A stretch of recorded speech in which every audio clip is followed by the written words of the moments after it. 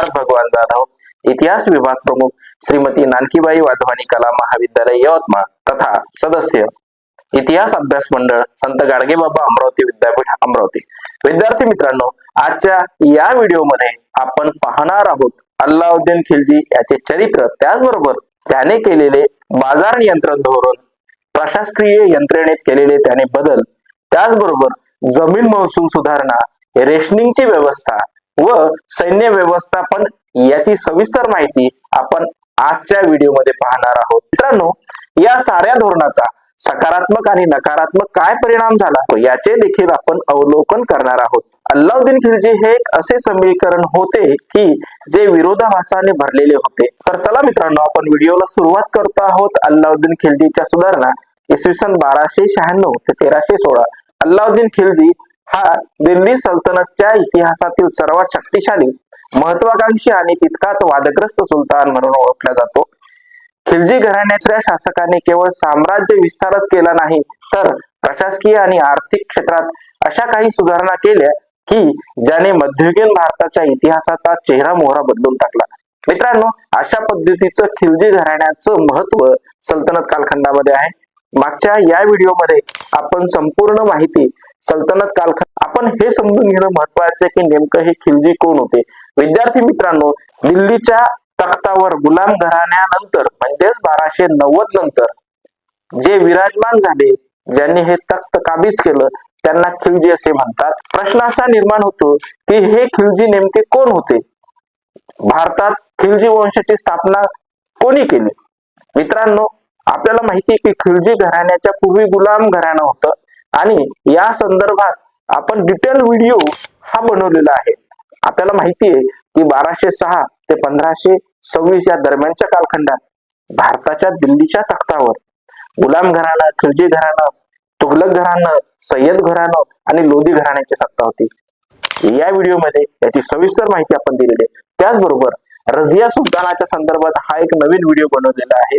त्याचबरोबर सिद्धार्थ जाधव या इतिहास चॅनलला, हिस्ट्री एज्युकेशनल चॅनलला निश्चितपणे भेट द्या. तुम्हाला मेजर 1 च्या संदर्भात अनेक व्हिडिओ त्या ठिकाणी मिळतील. मित्रांनो, खिलजी वंशाची स्थापना जलालुद्दीन खिलजी याने केली. त्याचे पूर्वज अफगाणिस्तानातून भारतात स्थायिक झाले. अफगाणिस्तानातील हेल्मंद नदीच्या काठी खल्ज नावाचा प्रदेश आहे. या प्रदेशात साधारणपणे 200 वर्ष निवास केल्यामुळे त्यांना खिलजी हे नाव पडले. खिलजींनी अफगाणी लोकांच्या चाली, रीती, रूढी, परंपरांचा स्वीकार केला. त्यांचे आणि अफगाणांशी बरेचसे साम्य दिसून येते. भारतातील काही तुर्की सरदार खिलजींना अफगाणी समजत असत, पण असं असलं तरी त्यांना हे माहिती होतं की हे मुळामध्ये अफगाणी नाहीयेत आणि म्हणून त्यातील काही तुर्की अफगाणी सरदार जे होते हे त्यांना कनिष्ठ दर्जाची वागणूक देत असत. मित्रांनो, मोहम्मद गझनीच्या स्वारीपासून खिलजी जमातीचे सरदार भारतात येत असत. मोहम्मद गझनीचा नामांकित गुलाम बख्तियार खिलजी चे हे वारसदार होत. बख्तियार खिलजीने बंगाल, बिहार या प्रांतात आपली सत्ता प्रस्थापित केली होती. हाच तो बख्तियार खिलजी होय की ज्याने नालंदा विद्यापीठ चालले. मलिक नावाच्या एका खिलजी सरदाराने स्वपराक्रमाने बलबनच्या काळात प्रसिद्धी मिळवली. त्याला समारा प्रांताचा सुभेदार नेमण्यात आले. त्याचा मुलगा जलालुद्दीन खिलजी याने आपले बंगालच्या प्रांतात वर्चस्व वाढवले. इसवी सन 1290 मध्ये जलालुद्दीन खिलजीने दिल्लीचे तख्त बळकावले. यावेळी त्याचे वय 70 वर्षे इतके होते. अशा प्रकारे दिल्लीच्या तख्तावर खिलजी वंशाची सत्ता सुरू झाली. जवळपास 30 वर्ष ही सत्ता टिकली. या काळात लहान मोठे असे एकूण 6 खिलजी सुलतान सत्तेवर आले. त्यापैकी सर्वात पराक्रमी जर का कोणता सुलतान असेल तर तो अल्लाउद्दीन खिलजी होय. अल्लाउद्दीन खिलजीचे प्रारंभिक चरित्र. अल्लाउद्दीन खिलजी याचा जन्म 1266 मध्ये झाला. तो लहान असतानाच त्याच्या वडिलांचा मृत्यू झाला. पुढे अल्लाउद्दीनचे पालन पोषण त्याचे काका जलालुद्दीन फिरोज खिलजी याने केले. जलालुद्दीनने अल्लाउद्दीनचा विवाह आपली स्वकन्याशी लावून दिला. अल्लाउद्दीन हा मुळातच पराक्रमी, क्रूर, धूर्त, मुत्सद्दी, धोरणी राजकारणी होता.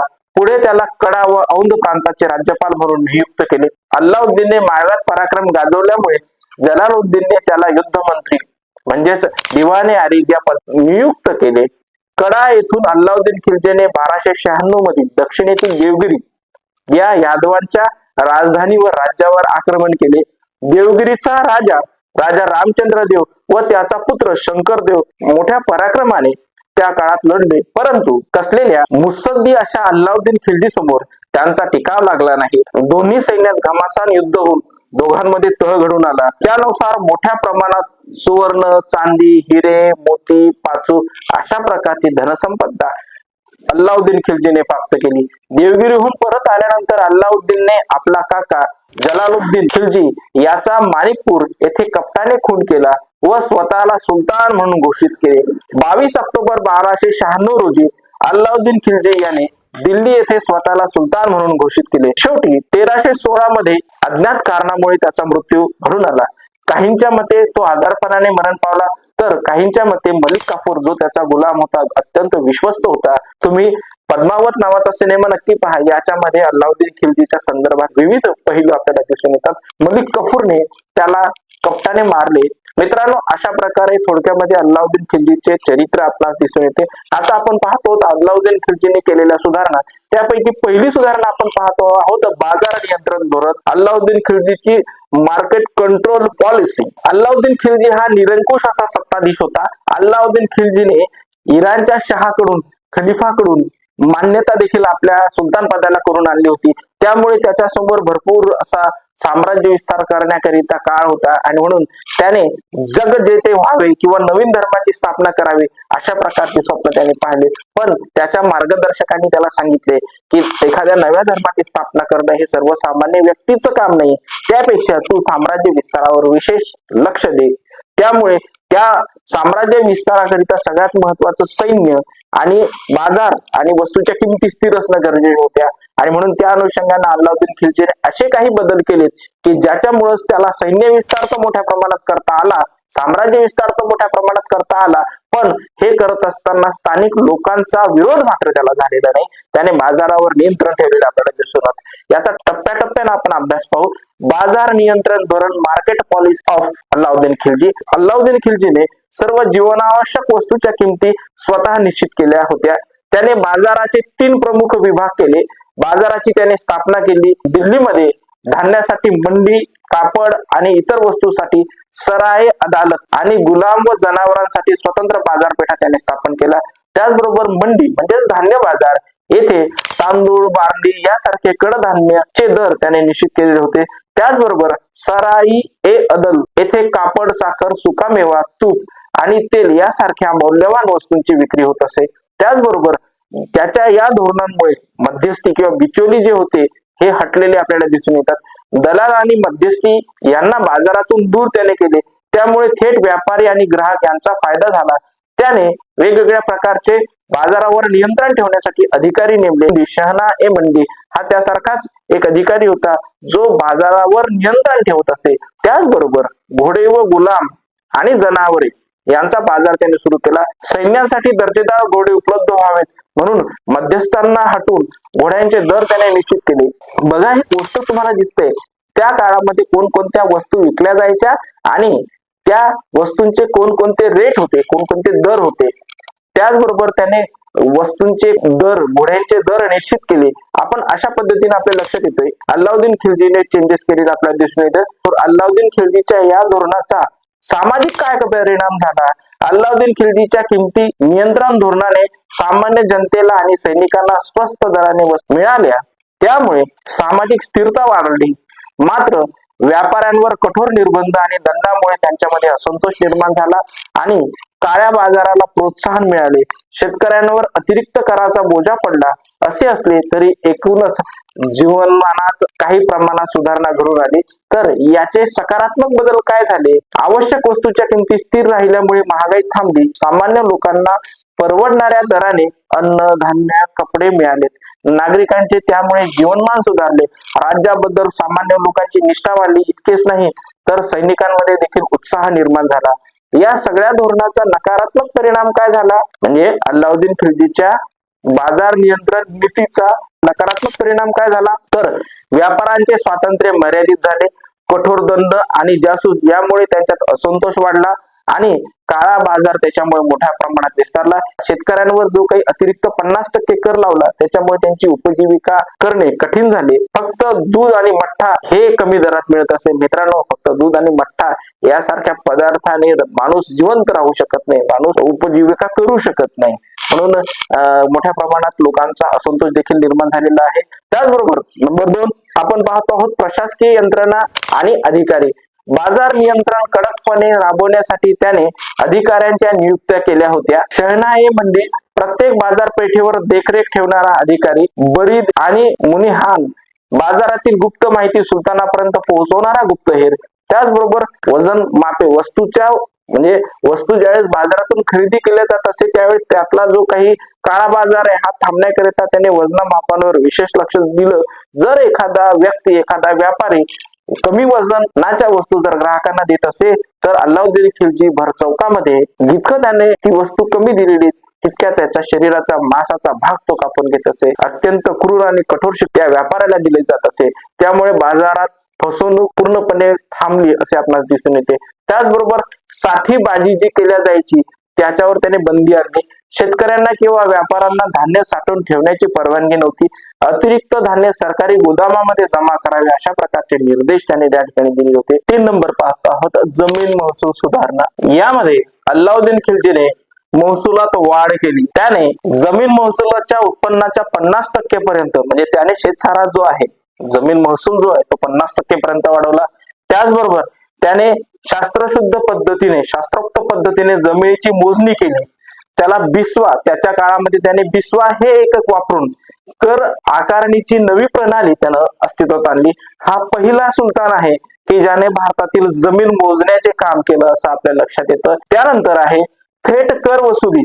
यापूर्वी काय व्हायचं की मध्यस्थांच्या माध्यमातून, मुकादम खोताच्या माध्यमातून कर वसूल केला जात असे. पण अल्लाउद्दीन खिलजीने ज्यावेळेस सत्ता सांभाळली तेव्हापासून त्याने जे काही खोत होते, मुकादम होते यांचे ते अधिकार काढून घेतले आणि महसूल जमा करण्याकरिता सरकारी अधिकाऱ्याची नियुक्ती केली. इतकेच नाही तर थेट महसूल हा सरकारी तिजोरीत जमा करावा अशा प्रकारची त्यानं तरतूद त्या ठिकाणी केलेली आपल्याला दिसून येतं.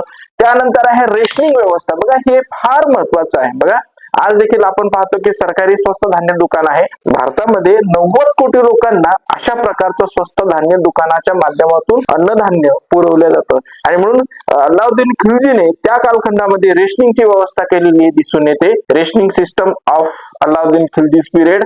यामध्ये दुष्काळ किंवा अन्नाची कमतरता भासू नये म्हणून त्याने सरकारी धान्य कोठारे तयार केली होती. गरजेच्या वेळी सामान्य जनतेला ठराविक प्रमाणात धान्य दिल्या जात असे. त्यानंतर आहे सगळ्यात महत्वाचा त्याने केलेला बदल तो म्हणजे सैन्यामध्ये केलेला बदल. सैन्याच्या प्रशासनामध्ये, सैन्य व्यवस्थापनामध्ये त्याने बदल केलेला आपल्याला दिसून येतो. मिलिटरी रिफॉर्म्स त्याला म्हटलं गेलेलं आहे. बघा अल्लाउद्दीन खिलजीचं एक स्वप्न होतं की भारतामध्ये त्याचं समृद्ध असं शासन असावं आणि म्हणून त्या स्वप्नाच्या पूर्ततेसाठी त्याने मोठं सैन्य उभं केलेलं होतं.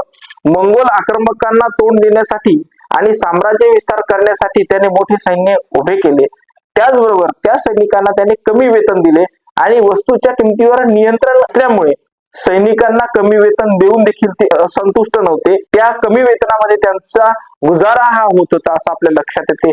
पण त्याने वस्तूच्या किमती नियंत्रित ठेवल्या जेणेकरून त्यांना कमी वेतनातही आपला गुजारा करता येत असे. त्याचबरोबर त्याने घोडे आणि सैनिक यांच्या नोंदी घ्यायला सुरुवात केली. हे फार महत्वाचा बदल आणि अत्यंत महत्वपूर्ण बदल त्याने केलेला दिसून येतो. आज आपण ज्यावेळेस एखाद्या कार्यालयात जो रुजू होतो त्यावेळेस तुमच्या शरीरातल्या खुणा किंवा हाताचे ठसे घेतल्या जायचे. काय व्हायचं अल्लाउद्दीन खिलजीच्या काळामध्ये की सैन्यातील भ्रष्टाचार रोखण्यासाठी त्याने घोड्यावर डाग मारण्याची प्रथा सुरू केली. आणि काय व्हायचं त्या कालखंडामध्ये की सैनिक आपला घोडा घरी घेऊन जायचे आणि घरचा साधारण असणारा घोडा सैन्यात दाखल करायचे आणि जो सैन्याचा घोडा होता तो मोठ्या प्रमाणात विकला जायचा. आणि म्हणून असं होऊ नये म्हणून त्याने काय केलं की घोड्यावर डाग मारण्याची प्रथा त्याने सुरू केली. आज देखील आपण पाहतो की जी काही जनावर आहेत त्यांच्या कानाला विशिष्ट प्रकारचे बिल्ले असतात. हे कशासाठी असतात? जी गैरविक्री होऊ नये ही दक्षता त्या ठिकाणी घेतली असते. आणि ही जी काही पद्धती आहे ही जर कुठून घेतली असेल आज आपण तर ती अल्लाउद्दीन खिलजीच्या त्या घोड्यांवरच्या डाग मारण्याच्या प्रथेवरून दिसून येते. त्याचबरोबर सैनिकांचा हुलिया म्हणजे सैनिक ज्या प्रकारचा आहे त्याच्या हाताचे ठसे नोंदवणे, त्याच्या शरीराचं वर्ण नोंदवून ठेवणे ही प्रथा देखील अल्लाउद्दीन खिलजीने घेतलेली सुरू केलेली आपल्याला दिसून येते. बघा अल्लाउद्दीन खिलजीने सुरू केलेल्या ह्या दोन्हीही पद्धती आज सगळ्यात आपण सुरू ठेवलेल्या आपल्याला दिसून येतात. अशा प्रकारे अल्लाउद्दीन खिलजीच्या लष्करी सुधारणा होत्या. या सुधारणांचा मुख्य उद्देश सैन्याला स्थिर ठेवणे, राज्याची आर्थिक स्थिती मजबूत करणे आणि बंडखोरांना रोखण्यासाठी सरदारांची शक्ती कमी करणे हा होते. थोडक्यात सांगायचे तर अल्लाउद्दीन खिलजीची ही व्यवस्था ग्राहकांसाठी विशेषतः सैनिकांसाठी फायदेशीर ठरली, परंतु व्यापारी आणि शेतकरी यांच्यावर मात्र मोठ्या प्रमाणात ताण आलेला आपल्याला दिसून येतो. अल्लाउद्दीन खिलजीच्या मृत्यूनंतर ही व्यवस्था फार काळ काही टिकून राहिली नाही. बघा, अशा पद्धतीने अल्लाउद्दीन खिलजीच्या सुधारणा होय. आपल्याला असं म्हणता येईल की अल्लाउद्दीन खिलजी पराक्रमी, दूरदृष्टी असलेला शासक होता, ज्याने साम्राज्य विस्तार केला आणि प्रशासनात महत्वपूर्ण बदल घडून आणले, पण त्याचे निरंकुश आणि कठोर धोरण वादग्रस्त ठरले. अल्लाउद्दीन खिलजी हा इसवी सन 1296 ते 1316 या दरम्यानच्या कालखंडामध्ये दिल्लीच्या तख्तावर होता. तो एक अत्यंत महत्वाकांक्षी असा सुलतान होता. त्याच्या आर्थिक आणि बाजार नियंत्रण सुधारणा मध्ययुगीन भारताच्या इतिहासात अद्वितीय मानल्या जातात. त्याच्या ह्या सुधारणेचा मुख्य उद्देश मोठे सैन्य उभे करणे हा होतो. कमी पगार टिकवून ठेवणे आणि मंगोलांच्या आक्रमणापासून राज्याचे रक्षण करणे यासारखे महत्वपूर्ण कार्य त्याने केलेले दिसून येते. मित्रांनो, अशा प्रकारे अल्लाउद्दीन खिलजीच्या सुधारणा होत. मित्रांनो, व्हिडिओला निश्चितपणे लाईक करा, सबस्क्राईब करा आणि आपल्या मित्रमैत्रिणीपर्यंत हा व्हिडिओ जाऊ द्या. तर चला, पुन्हा भेटू एका नव्या व्हिडिओमध्ये एका नव्या विषयासह. तोपर्यंत धन्यवाद.